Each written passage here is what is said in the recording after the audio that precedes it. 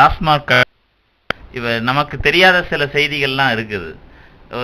அரசாங்கத்தின் சார்பாக டாஸ்மாக் கடையை திறந்தாங்க என்பது மட்டும் செய்தி அல்ல. இவ்வளவு குதூகலமாயிடுறீங்களே.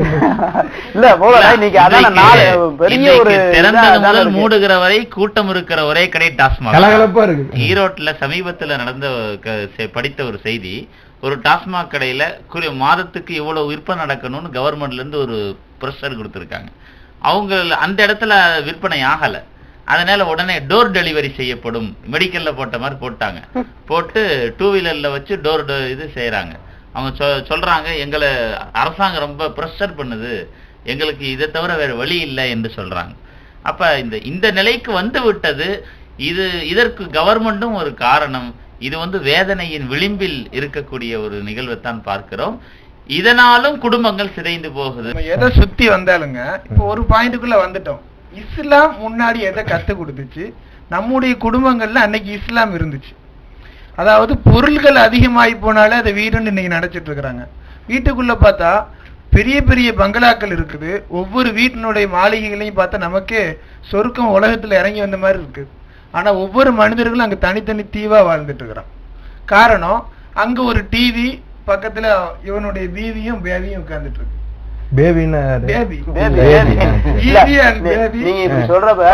தனித்தனி தீவுன்னு சொன்னோன்னே எனக்கு ஒரு விஷயம் ஞாபகம் வருது. சமீபத்துல மௌத்து செய்தியை ஒரு வீட்டுக்கு சொன்னாங்க. இத உங்க குடும்பத்துல உள்ளவங்க எல்லாம் சொல்லிருங்க அப்படின்ட்டு. அடுத்த ரூம்ல இருக்கிறவங்களுக்கு இந்த செய்தி போகல. இன்னைக்கு கணவனும் மனைவியும் காலையிலேயே ஒரு 6 மணிக்கே கிளம்பி போயிட்டாங்கன்னா, மாணவனும் இன்னைக்கு சின்ன பிள்ளையா இருந்தா ப்ரீகேஜி எல்லாம் தாண்டி இன்னைக்கு வந்துருச்சு. அதான கிட்ஸ் கேர்னு ஏதோ ஒண்ணு வந்துருச்சு. அங்க கொண்டு போய் விட்டுறாங்க. அதுல சைனா போன்ற நாடுகள் எந்த அளவுக்குன்னா பிளே ஸ்கூல்னு சொல்லி வந்துருச்சு. சைனா போன்ற நாடுகள்ல தாய்ப்பாலை கூட புட்டியில அடைச்சு கொண்டு போய் கொடுத்துட்றாங்க. அவங்க நம்பர் போட்டு ஃப்ரிட்ஜ்ல இருந்து எடுத்து அவங்களுக்கு தேவைப்படும் போது கொடுக்குற அளவுக்கு தனி அதுக்கு சேமிப்புக்கு தனி பேங்க் இருக்கு. இன்னைக்கு எல்கேஜி யூகேஜிக்கு போறவங்க கூட ஒரு 10 kg சுமந்துட்டு போறான். போய் அவன் என்ன செய்யறான்னா, காலையில போனவன் சாயந்தரம் வீட்டுக்கு வர்றான்னு சொன்னா, ஏதோ பக்கத்து வீட்டுல ஏதோ படுக்கிறதுக்கு இடம் கேட்டவன் உட்கார்ந்துட்டு இருக்கிற மாதிரி வீட்டு வாசல்லே உட்கார்ந்துட்டு அம்மாவை அத்தையும் எதிர்பார்த்துட்டு இருக்கிறான். பெரும்பாலான குடும்பங்கள்ல பெற்றோர்கள் குழந்தையை கவனிக்கிறதே இல்ல. ஆயாக்களினுடைய வளர்ப்புல தான் குழந்தை வளருது. இப்ப என்ன ஆயிடுச்சுன்னா, குழந்தை வீட்டுல இருந்தா 2 பேருமே சம்பாதிக்கணும். ஹவுஸ் ஒய்ஃப்னு சொன்னா அது வித்தியாசமா பாக்குறான். அது என்ன ஹவுஸ் ஒய்ஃப்? இப்ப இன்னைக்கு என்ன ஆயிடுச்சுன்னா, உலகம் ஒரு எதையுமே பொருளாதாரத்தோட மட்டுமே பார்க்கக்கூடிய மெட்டீரியலிசம் என்று சொல்லக்கூடிய இன்னைக்கு ஒரு நவீனமா போயிட்டு இருக்குது. எதையும் பார்த்தாலும் ஒரு காசு இருக்குது அதுல. இல்ல, இன்னைக்கு குழந்தை மக்தப் இன்னைக்கு உடைஞ்சதுக்கு காரணமே பிள்ளைங்களுடைய படிப்புங்கிறது அவன் வாழ்க்கை ஒரு இன்வெஸ்ட்மெண்ட் நினைச்சிட்டாங்க. அது இன்வெஸ்ட்மெண்ட் நினைச்ச பிறகு அது படிப்பை ஸ்டார்ட் பண்ணிடுறாங்க. மக்தப் அப்பவே வளர்ப்புலயே மக்தப் பிறக்கும் பொழுது என்ன செஞ்சிடறாங்கன்னா, குழந்தை பிறந்துச்சுன்னு ஒரு நியூஸ் சொன்னா இன்கமிங்கா அவுட் கோயிங்னு கேக்குறாங்க. குழந்தைக்கு பெர்த் சர்டிபிகேட் வாங்குறதுக்கு முன்னாலேயே ஸ்கூல் ஷீட் வாங்குறதுக்கு கியூல நிக்கிறாங்க. இப்படிப்பட்ட கதை எல்லாம் நகரங்கள்ல குழந்தை பிறகுறதுக்கு முன்னாலே வாங்கிட்டு இருக்காங்க.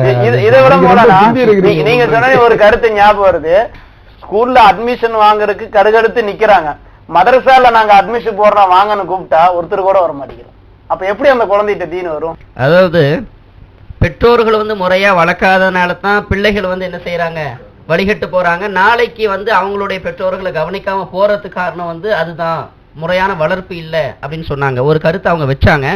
நிறைய விதங்கள்ல நல்ல வளர்க்கப்பட்ட பிள்ளைகள் கூட சில நேரங்களில் திருமணத்துக்கு பிறகு மாறி போயிடறாங்களா இல்லையா? பொண்டாச்சி பேச்சு கேட்டு மாறிட்டான். சமூகத்துல எவ்வளவு வருது. பெற்றோர்கள் இடத்துல நல்ல விதமா பழகினவங்க கூட பின்னாடி என்ன செஞ்சிடறாங்கன்னு கேட்டா மாறி போயிடுறாங்க. அப்ப பெற்றோர்கள் நல்லா வளர்த்தாலும் வளர்க்கலனாலும் பெற்றோர்களை மதிக்காத, பெற்றோர்களை ஒழுங்கா நடத்தாத பிள்ளைகள் மாறக்கூடிய சூழ்நிலைகள் வேற இருக்கு. நல்ல ஒரு இடத்துக்கு நம்ம கொண்டு வந்து விட்டுருக்கிறாங்க. பெற்றோர் பிள்ளைகளினுடைய உறவுகளில் விரிசல் ஏற்படுத்துவதற்கு உரிய காரணிகளை பற்றி நாம் முதல்ல இங்க ஆராயலாம். அந்த காரணிகள் என்னென்ன? உதாரணத்துக்கு காரணம்னு எடுத்துக்கிட்டா, இஸ்லாம் உறவை வலியுறுத்துற விதத்தை பாருங்க.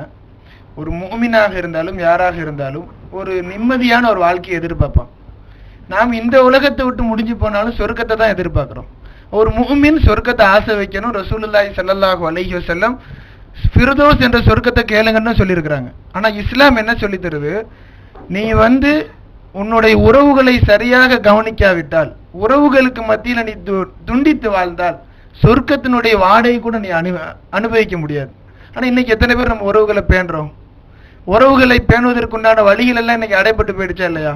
ஒரு காலத்துல பெருநாள் என்று சொன்னால் அது ஒரு நாளைக்கு முன்னாடில இருந்து ஆரம்பிச்சு ஒரு 3 நாளைக்கு அதனுடைய குதூகலங்கள் இருக்கும். இன்னைக்கு நம்ம என்ன செஞ்சிட்டு இருக்கிறோம்? ஒரு ஹேப்பி ஈத் முபாரக்னு ஒரு சின்னதா ஒரு மெசேஜ் அனுப்பிட்டு தன்னுடைய பெருநாளினுடைய முழு காரியங்களும் முடிஞ்ச மாதிரி அவன் குப்புற அடிச்சு தூங்குறான். ஒரு 12 மணி ஆகும் பொழுது வீட்டுல இருக்கக்கூடிய அந்த சந்தோஷம் இல்லாம போயிடுச்சு. குடும்பத்தை போய் சந்திக்கக்கூடிய ஒரு அந்த நட்புணர்வு என்பதும் உறவுகளை வலுப்படுத்துவதற்குண்டான சாதனங்கள் எல்லாம் மூடப்பட்டுருச்சு. இல்ல, உறவுகளை அறிமுகப்படுத்துவது பெற்றோர்களாகத்தான் இருக்க முடியும். ஒரு பிள்ளைகளுக்கு உறவுகளை அறிமுகப்படுத்துவது பெற்றோர்கள். பெற்றோர்கள் எந்த அளவுக்கு உறவுகளை பேணி பாதுகாக்கிறார்களோ பிள்ளைகள் அதை ஒரு ரோல் மாடலாக பின்பற்ற. பிள்ளைகளுக்கு எந்த உறவு யார் கற்றுக் கொடுப்பாங்க? உறவுகள் சீர்கெடுவதற்குரிய காரணிகள் என்ன? அதாவது நண்பர்களா அல்லது சூழவிருக்கின்ற ஒரு சமுதாயமா? பேர் வைக்கிறதுல ஆரம்பிச்சு அடுத்து எல்லா விதத்திலையும் கணவன் மனைவி தாயும் தந்தையும் முரண்படுகிறார்கள். ஒரு நல்ல பேரை வைக்கிறது இல்லை. அதே மாதிரி அதுக்கு அடுத்து சொல்ல வேண்டியவங்க சொன்னாங்களே இஸ்லாம் அப்படின்னு, நமக்கு தெளிவா தெரியும். குழந்தை பேச ஆரம்பிக்கும் பொழுது அல்லான்னு சொல்லி கொடுங்கன்னு சொல்றாங்க. எந்த வீட்டுல அல்லான்னு சொல்லி கொடுக்குறாங்க? இன்னைக்கு அத்தான்னு சொல்லி கொடுன்னு ஒரு நேரம் இருந்துச்சு. இப்ப அப்படி கிடையாது. எங்க உதச்சு காட்டு பார்க்கலாம், எங்க அது மூஞ்சியை காட்டு பார்க்கலாம், அந்த குழந்தை மூஞ்சி காட்டுது. மிக சூடாக நடைபெற்றுக் கொண்டிருக்கக்கூடிய இந்த ஆய்வரங்கத்தில் இப்பொழுது ஒரு சிறிய இடைவேளை. இந்த ஆய்வரங்கம் இப்பொழுது தொடர்கிறது. அதாவது நூஹ் அலைஹிஸ்ஸலாத்து வஸலாம் அவங்க ஒரு நபி, அந்த செய்தி நமக்கு தெரியும். அவங்களுடைய பிள்ளைகளை நூஹ் அலைஹிஸ்ஸலாத்து வஸலாம் ஒரு நபிங்கிற அடிப்படையில பார்க்கும்போது நல்ல விதமாகத்தான் வளர்த்திருப்பாங்க. ஆனா அந்த பிள்ளைகள்ல ஒரு பிள்ளை வழிகட்டு போன செய்தி குர்ஆன் சொல்லக்கூடிய வரலாறுகளை நம்ம பார்க்கும்போது பெற்றோர்களுடைய வளர்ப்பு நல்ல முறையா இருந்தாலும் இடையில அந்த பிள்ளைகளுடைய சில பழக்க வழக்கங்கள்னால சில உறவுகள் கெட்டு போகுது. ஒரு விஷயத்தை கூட நம்ம சொல்லுவோமே, சுஹபத்து முஅத்திரத்துன், இந்த பழக்க வழக்கம் ஒரு தோழமைங்கிறது சில மாற்றங்களை ஏற்படுத்தும். ஒரு பிள்ளை ஸ்கூலுக்கு போறாரு, நிறைய நபர்களை பார்க்கிறாரு, சந்திக்கிறாரு, அவருக்கு நெருக்கமான நட்பு வட்டாரங்கள் இருக்கு. அவங்க மூலமாகவும் சில செய்திகள் அந்த பிள்ளை கிரகிக்குதா இல்லையா, இதன் மூலமாகவும் பெற்றோர்களுக்கு செய்யக்கூடிய அந்த மதிப்பு மரியாதை குறைஞ்சு போகுது. இப்போ எப்படின்னா, உதாரணத்துக்கு ஒரு பிள்ளை கேட்டார். ஒரு பிள்ளை எக்ஸாம் நேரம் மார்க் ஷீட்லாம் கொடுத்துட்டாங்க. அப்போ எல்லாரும் 2 ஃப்ரெண்ட்ஸ் சின்ன பிள்ளைங்க ஃபெயில் ஆகிட்டாங்க. 2 பேரும் பயம், வீட்டில் போய் என்ன சொல்லுவாங்கன்னு. மறுநாள் ரிப்போர்ட் கார்டு, ப்ரோக்ரஸ் ரிப்போர்ட் கார்டை கொண்டு பார்க்கும்போது அவருடைய ஃப்ரெண்டு என்ன செஞ்சிருக்காரு, அப்பா கிட்ட சைன் வாங்கிட்டு வந்திருக்காரு. இவரு சைன் வாங்கலை. உடனே ஏன்டா நீ சைன் எப்படி வாங்கிட்டு வந்தா, உங்கள் வீட்டில் திட்டலையா? எங்கள் வீட்டில் திட்டுவாங்கன்னு பயந்து தான் நான் வாங்கிட்டு வரல அப்படின்னு சொல்லிட்டார். நான் வாங்கிட்டேன், எப்படா வாங்கினேன் அப்படின்னு சொல்லி கேட்குறாரு. ஒன்றும் இல்லை, எங்கள் அப்பாவை நைட்டு பார்த்தேன், நான் அவர்கிட்ட ஒரு பெட்டு கட்டினேன், சேலஞ்சு கட்டினேன். இருட்டில் உங்களால் சைன் போட முடியுமா அப்படின்னு நான் பெட்டு கட்டினேன். சைன் போடுவேனே அப்படின்னு சொல்லிட்டு லைட்டு போடும்போது ஒரு வெள்ளை பேப்பரை நீட்டினேன். லைட் ஆஃப் பண்ணும்போது என் ப்ரோக்ரஸ் ரிப்போர்ட்டை உள்ள நீட்டிட்டேன். அவர் சைன் போட்டாரு அப்படின்னு சொல்லி அந்த பிள்ளை விளக்குது. இப்படிதான் நான் சைன் வாங்கினேன்னு சொல்றாரு. இப்போ இதுல என்ன ஆகுதுன்னு கேட்டா, அடுத்த முறை நம்மளும் இந்த ஐடியாவை ஃபாலோ பண்ணுவோமே. இப்ப இப்படி ஒரு பிள்ளை வழிகட்டு போறதுக்கு ஒரு தோழமை காரணமா இருக்கா இல்லையா? இப்படித்தான் பிள்ளைகளுடைய பழக்க வழக்கங்களை பார்த்து என்ன செய்யுது, சில பேர் கெட்டு போறாங்க. நண்பர்களுடைய சகவாசம் இது பெற்றோர் பிள்ளைகளினுடைய விரிசலுக்கு, பெற்றோர்களை மதிக்காததற்கு ஒரு காரணம்னு சொல்றீங்க. உள் காரணிகள் முடிஞ்சிருச்சு, வெளிக்காரணிகள் எது இருக்குதா? உதாரணமா நண்பர்களுடைய சகவாசம்ங்கிறது பிள்ளை வெளியே போய் உன்னை பார்க்கறான், அது போல வெளிக்காரணிகள் ஏதாவது உங்களிடத்தில் இருக்குதா? சமூகத்தில் சொன்னாங்க பெற்றோர்கள் பிள்ளைகளை கண்காணிக்கிறது நினைக்கும். சின்னமா ஒரு வார்த்தையில முடிச்சிடலாம். இன்னைக்கு உள்ள தொழில்நுட்ப டெக்னாலஜி அடிப்படையில ஒரு பெற்றோர் தன் பிள்ளைய முறையா முழுமையா கண்காணிக்க முடியாதுன்னு சொல்லக்கூடாது. அந்த நெட் கனெக்ஷனை வாங்கி தரது நீங்க தானே. ஒரு சுருக்கமான அதை ஏன் ஒரு தனி அறைக்குள்ள அவங்களுக்கு ஏற்படுத்தி தரீங்க? ஹால்ல வைங்களேன். அப்புறம் அறைக்குள்ள விட மாட்டான். ஏன் உயர்ந்த செல்போன்கள் ஏன் வாங்கி தரீங்க குழந்தைகளுக்கு? ஒருத்தனுடைய பழக்க வழக்கங்கிறது நெட்டு மட்டும் இல்ல, மெசேஜ் மூலமா அல்லது உங்களுடைய பசங்களுடைய செல்போன்களை கண்காணியுங்கள். யாருடைய நம்பர் அதுல இருக்கு, ஆணுடைய நம்பர், சந்தேகப்படும் நம்பர் இருக்கா, எடுத்து உங்க மொபைல்ல டயல் பண்ணி பெற்றோர்கள் வாங்கி கொடுக்கலாங்கிற நிலைக்கு வந்துட்டீங்க. அதாவது நாங்க என்ன சொல்றோம்னா, எதற்கு வாங்கி கொடுக்கிறீர்கள்? அவசியம் இல்லாமல் ஏன் வாங்கி என்ன சொல்ல வரீங்கன்னா, செல்போனும் வாங்கி கொடுத்துருங்க, அதுக்கப்புறம் கண்காணிங்கிறாங்க. ஒரு நம்பரை பதிவு பண்ணாமையே ஒரு நம்பருக்கு மெசேஜ் பண்றதோ அந்த நம்பரை டெலீட் பண்றது சர்வசாதாரணமான விஷயம். இது எல்லாருக்குமே. இப்ப ஒரு நம்பரு, நான் இப்போ ஒரு பொண்ணு ஒருத்தன் காதலிக்கிறான், அந்த காதல் வீட்டுல தெரியக்கூடாது, நம்பர் பதிவு பண்ணாதானே தெரியும். நம்பரை டெலீட் பண்ணுவான், மெசேஜ் பண்ணா கண்டுபிடிச்சிடலான்னு சென்ட் ஐட்டம்ஸ்ல போயிட்டு மெசேஜை டெலீட் பண்ணிட்டாங்க தெரிய போது, இன்பாக்ஸ்ல வந்த மெசேஜை உடனே டெலீட் பண்ணிட்டாங்க தெரிய போது, ஃபோன் கால் பண்ண உடனே கிளியர் லிஸ்ட்ல போயிட்டு dialled calls, received calls, missed calls delete பண்ண யாருக்கு தெரிய போகுது? இன்னைக்குள்ள அறிவியல் நுட்பத்தில் டெலீட் பண்ணதையும் எடுத்துடலாம். சமூக காரணிகள் என்ன? சமூக காரணிகள் வந்து மொபைல்கள், டிவி, மொபைல், நெட், இது போன்ற சமூக காரணிகள் இதற்கு பொறுப்பேற்கிறது, இதுக்கு காரணமாக அமைகிறது. அது பற்றி என்ன செய்யறது? இது நீங்க சொல்லக்கூடிய இந்த டிவி, நெட் இது போன்ற எல்லாவற்றையும் ஒரே வார்த்தையில சொல்லிடலாம். நவீன சாதனங்களால் கிடைக்கிற நன்மைகளை விட தீமைகள் அதிகம். அது சிறுவர்களை அதிகம் பாதிக்கிறது. அப்ப என்ன செய்யறது? அந்த காரணிகளை நம்ம பயன்படுத்தாம இருக்க முடியுமா? பயன்படுத்தலாம், அதனுடைய வயதுக்கு பயன்படுத்த வேண்டும். அதாவது நாம சொல்லுவாங்க, நீ வந்து குதிரையை கொடுத்து விட்டு கடிவாளத்தை நீ பிடித்துக்கொள் என்று சொல்லுவார்கள் பழமொழி. அதுபோல அவர்கள் சொன்னது போல செல்போன் அவர்களுடைய தேவைக்கு தகுந்தவாறு, முதல்ல வந்து ஒரு பொருளை உபயோகிப்பதற்கு தேவை ஏற்பட வேண்டும், அதை நாம் உணரச் செய்ய வேண்டும். இப்ப செல்போன் எதற்கு தேவைப்படுகிறது? ஒரு அவசர ஆத்திரத்துல நம்ம தொடர்பு கொள்வதற்கு தேவை. அப்ப சின்னஞ்சிறு வயதுல நாம வந்து ஸ்கூல்ல போய் அவங்கள விடுறோம், நம்மளே கூட்டிட்டு வர்றோம். ஸ்கூல்ல இருக்கிற வரைக்கும் அங்கு அவர்களுக்கு போதுமான பாதுகாப்பு இருக்கிறது. வெளியில் நாம் அழைத்து வருகிறோம், நம்முடனே என்றும் இருக்கிறார்கள் என்று சொன்னால் செல்போன் கண்டிப்பாக தவிர்க்கப்பட வேண்டும். அப்படியே தேவைப்படுகிற நேரத்தில் தேவைப்படுகிற பிள்ளைகளுக்கு நீங்கள் கொடுத்தால், கொடுக்கிற பொழுதே நீங்கள் அவர்களுக்கு என்ன அவசியத்தை அதற்கு தகுந்த செல்போனை கொடுங்கள். இப்போ உதாரணத்திற்கு சின்ன பையனுக்கு ஆரம்ப ஸ்டேஜில் ஒரு இப்போதான் 10th படிக்கிறான் என்று சொன்னால் அவனுக்கு என்ன தேவை? ஒரு சாதாரண மொபைல், தொடர்பு கொள்வதற்கு மட்டும் தேவையானது. அவனுக்கு உங்களுடைய அந்தஸ்துக்கு ஏற்றவாறு, உங்களுடைய பண வசதிக்கு ஏற்றவாறு 10,000 ரூபாய் 20,000 ரூபாய் மொபைலில் வாங்கி கொடுத்தால் அவனுடைய தவறுக்கு நீங்களே உடந்தையாகி விடுவீங்க. மொபைல் 10,000 இல்ல, பாக்கெட் மணி அவன் கையில 1000 கணக்குல இருக்கு இன்னைக்கு பிள்ளைகளுக்கு. அதனால் இந்த நவீன சாதனங்களை ஒன்று தேவைக்கு தகுந்தவாறு வாங்கி கொடுக்க வேண்டும். 2 கொடுத்து விட்டு நாம் அதை கண்காணிக்கிற நிலையில் இருக்க வேண்டும். அந்த கண்காணிப்பும் எப்படி இருக்க வேண்டும்? அந்த பிள்ளைகளை சீர்படுத்துகிற அந்த ஒரு எண்ணத்தில் கண்காணிப்பதாக அவர்கள் உள்ளத்திலே பதிவு செய்ய வேண்டும். நமக்கு தெரிஞ்ச ஒரு நண்பர் இருக்கிறாரு, அவருடைய பேரப்பிள்ளை, அதுக்கு வந்து 3 வயசு ஆகுது. 3 வயசுக்கு இன்னும் நெருங்கல, 3 வயசு ஏறத்தாழ 3 வயசுக்கிட்ட ஆகுது. அவர் கையில் ஒரு ஐபோன் இருந்துச்சு. அவர் சொல்றாரு, என் பேர குழந்தை வந்து இந்த ஐபோனை எடுத்து கரெக்டாக அந்த அப்ளிகேஷனில் போய் கேம்ஸ் எடுத்து கேம் விளையாடிட்டு திருப்பி அந்த அப்ளிகேஷனை க்ளோஸ் பண்ணி கரெக்டாக என் கையில் தந்துடுது. இந்த அளவிற்கு இன்றைக்கு சமுதாயத்தில் நிலை இருக்குது.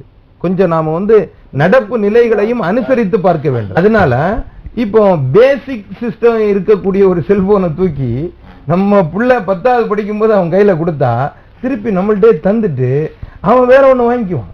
அதான் சொல்றேன். இல்ல வேற ஒண்ணு வாங்குறான்னு சொல்றீங்கல்ல, அதுக்கு யாரு காசு கொடுக்கிறது? அவன் காசு கொடுத்தாலும் கண்டிக்கணுங்கிறோம். எப்படி இதை இதனுடைய தீர்வு நீங்கள் எதை நோக்கி கொண்டு போறீங்க? மிக சூடாக நடைபெற்றுக் கொண்டிருக்கக்கூடிய இந்த ஆய்வரங்கத்தில் இப்பொழுது ஒரு சிறிய இடைவேளை. இந்த ஆய்வரங்கம் இப்பொழுது தொடர்கிறது. தீர்வு வந்து ஒண்ணு மக்தப் மௌலானா, குழந்தைகள் மதரசாவில் நன்றாக பயிற்றுவிக்கப்பட வேண்டும். அதுக்கு வந்து பெற்றோர்கள் முதல்ல அனுப்பணும். 2வது ஆலிம்கள் தவறாக நினைத்துக் கொள்ளக்கூடாது. அங்க அமர்ந்திருக்கிற ஆலிம்கள் முறையான முறையில பயிற்றுவிக்கணும். பெற்றோர்கள் மார்க்க சொற்பொழிவுகள் நிகழ்வும் இடத்திற்கு குழந்தைகளை அழைத்து செல்ல வேண்டும். குர்ஆன்ல நம்ம பார்த்தோம்னா அலம் தர கைஃப ஃபஅல ரப்புக பி அஸ்ஹாபில் ஃபீல் வருது. ரசூலுல்லாஹி ஸல்லல்லாஹு அலைஹி வஸல்லம் அவர்கள் யானை ஆண்டுக்கு பிறகு அந்த அந்த அந்த ஆபிரகாங்கிற மன்னன் காபத்துல்லாவை இடிக்கக்கூடிய அந்த நிகழ்வு நடப்பதற்கு பின்னாடி தான் பிறக்கிறாங்க. ஆனா அல்லாஹ் தஆலா குர்ஆன்ல சொல்லும்போது அலம் தர கைஃப ஃபஅல ரப்புக பி அஸ்ஹாபில் ஃபீல், அந்த யானையை வைத்து காபாவை இடிக்க வந்தவனுடைய சம்பவத்தை நீங்க பார்க்கலையான்னு கேட்கிறான். இதுக்கு சில முஃபஸ்ஸிரீன்கள் எழுதும் பொழுது அம்மாவுடைய வயிற்றுல இருந்தாங்க ரசூலுல்லாஹி ஸல்லல்லாஹு அலைஹி வஸல்லம். தாயார் அந்த விஷயத்தை அவதானிச்சுட்டு இருக்கிறாங்க. எதை? அந்த காபத்துல்லாவை இடிக்க வரக்கூடிய விஷயத்தை அவதானிச்சுட்டு இருக்கிறாங்க. அதுவும் அந்த குழந்தையினுடைய கருவில் இருக்கக்கூடிய குழந்தைக்கு பதிவாகிறது என்று சொல்லும் பொழுது நாம் வெறும் மக்தப் மதரசாவை மையமாக வைத்து மட்டும் பேச முடியாது. இதுல ஒரு கருத்து மூலனா, இந்த இப்ப நீங்க சொன்ன விஷயம் அந்த ஒரு இது ஒட்டிய ஒரு நிகழ்வு ஒரு இன்றைக்கு நடந்தது. அமெரிக்கால 6 மாசம் ஆயிருச்சு குழந்தைக்கு. தகப்பன் சொல்றான் வயிற்றுக்குள்ள 6 மாசம், ஏன் குழந்தை இல்லைங்கிறான். ஜட்ஜு வந்து தீர்ப்பு பண்றாரு உன்னோட குழந்தை தான் அப்படின்ட்டு. எதை வைத்து நீங்க தீர்ப்பு சொன்னீங்க அப்படின்னு கேட்டா அலம் தர கைஃபங்கிற ஆயத்தை வச்சுதான். ஏன்னா நபி அப்ப பிறக்கவே இல்லை. நபியுடைய நபி வந்து தாயினுடைய வயிற்றுலதான் இருக்கிறாங்க. அப்ப 6 மாதம் அப்படிங்கிறது ஒரு குழந்தை முழு உருவாக்கம் பெறுவதற்கு போதுமான அளவா ஆயிருது. அப்ப அந்த நேரத்துல ரசூல் தாயினுடைய வயிற்றிலிருந்து பார்த்தாங்க அப்படிங்கறது அலம் தர கைஃபோல தெரியுது அப்படின்னு சொல்லி அந்த ஜட்ஜு வந்து அது உன்னுடைய குழந்தை தான் தீர்ப்பு பண்ணி கருவில் இருக்கிற குழந்தை வெளியில் நடப்பதை உணர்கிறது அப்படின்னு சொல்ல வந்தாங்க. அதாவது இது இன்னொரு கண்ணோட்டத்துல பார்க்கலாம். அதாவது பெற்றோர்கள் தன் குழந்தையை சுமக்கும் போது உண்மை பேசினால், குர்ஆன் ஓதினால், நல்ல பேச்சு பேசினால் அந்த அசர் குழந்தையை போய் சேருகிறது. பொய் பேசினால், கெட்ட வார்த்தைகளை பேசினால், வீண் பேச்சுக்களை பேசினால் அந்த அசபத்தில் ஒரு ஆய்வு, ஒரு கருவுற்ற ஒரு கர்ப்பமாக இருக்கிற பெண்ணை படுக்க வச்சிருக்கிறாங்க ஆஸ்பத்திரியில் தனி அறையில. கொஞ்ச நேரத்துல அந்த அறை கதவை திறந்து கொண்டு ஒரு நர்ஸ் உள்ள வர்றாங்க. வருகிற அந்த நர்ஸுடைய கையில ஒரு சின்ன ஊறுகாய் பாட்டில் இருக்குது. இது வந்த உடனே அந்த கருவில் இருக்கிற குழந்தை அந்த ஊறுகாவுடைய வாடையை நுகர்ந்து அப்படியே பிறழுகிறதாம். இதை ஸ்கேன் மூலமாக கண்டறிந்து ஒரு குழந்தை கருவில் இருக்கிற பொழுது வெளியில் நடப்பதை பார்ப்பது மட்டுமல்ல, அதன் வாடையை கூட நுகர முடிகிறது. ஆதலால் நாம் கருவில் சுமக்கக்கூடிய தாய்மார்கள் அவர்கள் ரொம்ப கவனமாக இருக்க வேண்டும். அது தங்களுடைய பிற்கால குழந்தையுடைய வாழ்க்கையிலே பாதிப்பை உண்டாக்கலாம். இப்ப நல்ல தாய்மார்கள் குர்ஆன் ஓதுவதிலும், திக்ர் செய்வதிலும், ஸலவாத் ஓதுவதிலும் ஈடுபட்டிருந்தால் அவர்களுடைய குழந்தை எதிர்காலத்துல பெற்றோர்களை மதிக்கிற குழந்தையாக வரும். சரி, அப்போ இந்த கருத்தை ஒட்டி நான் ஒரு விஷயத்தை சொல்லலாம்னு நினைக்கிறேன். ஏன் நம்ம வந்து செல்போனை நீங்க வாங்கி கொடுக்காதீங்க, நெட்டை இது பண்ணி கொடுக்காதீங்க அப்படின்னு எதுக்கு சொல்லணும்? அதே செல்போன்ல குர்ஆனுடைய பதிவை நம்ம இறக்கி வைக்கலாம், ஹதீஸுகளினுடைய பதிவுகளை இறக்கி வைக்கலாம். இதை பார், இதற்கு தோதுவாக நாம் அவர்களை வளர்க்கலாமே. நாம ஒரே அடியாக ஒன்றை மறுப்பது என்ன இருந்தாலும் நீங்க அறிவியலை வெறுத்து விட்டு அல்லது அறிவியலை துணை கலைக்காமல் இந்த உலகத்தில் மீண்டும் முன்னேறலாம் என்பது காரிய சாத்தியம் இல்லாத ஒரு விஷயம். அதனால நாம் என்ன செய்யணும், அவனை முறைப்படுத்தி அவனுக்கு கொடுக்கப்படக்கூடிய அந்த செல்போன்லயோ அல்லது அந்த இன்டர்நெட்லயோ நீ இது மாதிரியான காரியங்களை நீ நன்றாக தெரிந்து கொள்ளலாம், உனக்கு இது வசதியா இருக்கும் அப்படிங்கறத சொல்லலாமே அப்படின்னு எனக்கு தோணுது. இந்த நட்பு விஷயங்களை தான் நம்ம பார்த்தோம். அதாவது பெற்றோர்கள் வளர்ப்பு முறை மட்டும் வந்து பிள்ளைய வந்து ஒழுக்கத்தை வந்து நிர்ணயிக்காது, இடை காரணிகளும் வரும் அப்படின்னு சொல்லும் போது நம்ம ஒரு காரணத்தை வச்சோம், என்னண்டா நட்பு. அதுக்கு அடுத்து தான் இந்த தொழில்நுட்பம்லாம் வந்துச்சு. தொழில்நுட்பத்தை ஒருத்தன் தவறா பயன்படுத்துறான்னா அவன் தவறான வழியில போவான் தவிர அதனால பெற்றோர்களுக்கு அவன் மதிக்காம போயிடுறான், அந்த சூழ்நிலை வர்றதில்லை. அதனால தொழில்நுட்பம் இதுக்கு ஏற்ற காரணிகள் நம்ம சொல்ல முடியாது, அதை விட்டுருவோம். ஆனா நட்பு இருக்கு பாத்தீங்களா, அதாவது நட்புல நல்ல நட்பு இருக்கு, கூடாத நட்பு இருக்கு. இதுல கூடாத நட்பு இருக்கு பாருங்க, அதாவது சேரக்கூடாத நண்பர்கள். இது மாதிரியான நபர்களுடைய பழக்க வழக்கம் என்ன செய்யுதுன்னு கேட்டா பெற்றோர்களை மதிக்க முடியாத சூழ்நிலைகள் போகுது. இதுக்கு ஒரு நபிமொழியை சான்றாக கூட நம்ம பார்க்கலாமே. அதாவது மறுமை நாளுடைய அடையாளங்கள்ல ஒன்னு ரசூலுல்லாஹி ஸல்லல்லாஹு அலைஹி வஸல்லம் எப்படி சொல்லுவாங்கன்னா, பெற்றோர்களை எல்லாம் தூரமாக்கி வைத்து விடுவார்கள் அப்படின்னு சொல்லிட்டு வதுனா சதீகஹு, அவங்க நண்பர்களை நெருக்கி வச்சுப்பாங்க. அதாவது பெற்றோர்களை தூரமாக்குறாங்கன்னு மட்டும் சொல்லல, அதுக்கு அடுத்த ஒரு காரணம் சொல்றாங்க, நட்புகளை வந்து நெருக்கி வச்சிருவாங்க. நண்பர்கள் ரொம்ப நெருங்கி வரும் பொழுது உள்ள அவங்க அத்தா உள்ள இருந்தாங்கன்னா இவன் என்ன கேக்குறான், என்னடா மச்சி பெருசு உள்ள இருக்கா அப்படிங்கிறான். இன்னைக்கு வந்து அத்தாவே என்ன கேக்குறான், பெருசு இருக்கா, சரிடா அது பெருசு இருக்கும் இப்படின்னு பேசக்கூடிய அளவுக்கு அவங்களுடைய நட்பு என்ன ஆக்குது, தங்களுடைய பெற்றோர்களை தூரம். ரெண்டு பிள்ளை பேசிக்கிறாங்க. அதாவது ஒருத்தன் சொல்றான், நான் எங்க அப்பாவனே மதிக்க மாட்டேன்டா அப்படிங்கிறான். நீ எப்பட்றா அப்படின்னு கேட்கறான். அவன் சொல்றான், நான் எங்க அப்பனே மதிக்க மாட்டேன், உங்க அப்பனை வேற மதிக்கிறது கேட்கறியா அப்படிங்கிறான். இப்படி பேசுறது என்ன ஆகுதுன்னு கேட்டா, ஒரு தந்தை மேல இருக்கிற மதிப்பு போய் அவங்கள எப்படி பயன்படுத்தணும், தந்தை மரியா வாப்பா அப்பாங்கிற அந்த மரியாதை வார்த்தை போய் அப்ப நீங்க சொன்னீங்களா ஒரு வார்த்தை பெருசா இதெல்லாம் ஒரு நிக்னேமாக ஒரு செல்ல பேராக கிளவி இப்படிதான் பயன்படுத்த வேண்டிய சூழ்நிலை வருது. நான் சொல்ல வருவது தந்தை தான். ஏன் ஒரு தந்தை ஒரு மகனுடன் நண்பனாக இருக்கக்கூடாது? எல்லா விஷயங்களையும் அவனுடைய சொந்த காரியங்கள் அவன் பொதுவாகவே இந்த 10 பருவத்து வயதுன்னு ஒன்று இருக்கிறது, டீனேஜ். இந்த டீனேஜ் தான் பிள்ளைகளுக்கு முக்கியமான நேரங்கள். ஏன்னா வயதானவர்களும் சரி குழந்தையாக இருப்பவரும் சரி அந்த ஏஜுக்கு வரணும்னு ஆசைப்படுவாங்க. நீங்க என்ன நினைக்கிறீங்க, ஒரு தந்தை வந்து தன்னுடைய பிள்ளைக்கு நண்பனாக இருக்க முடியுமா? முடியாது, சாத்தியம் இல்லை.